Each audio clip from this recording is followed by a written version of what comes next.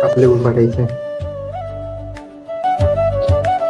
এটা হচ্ছে ভাত, এটা হচ্ছে থোড়ের বড়া, মোসা বলে যেটা, সানের বড়া, সানের বড়া ঝোল।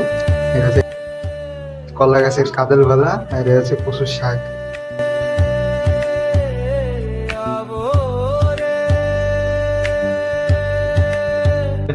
বাংলাদেশের একটা কমন লাইফ তো, ব্যাচেলার লাইফ। তো এই ব্যাচেলার লাইফ এই জন্য এমন বাটিতে খাওয়া। বিগত 2 মাস পর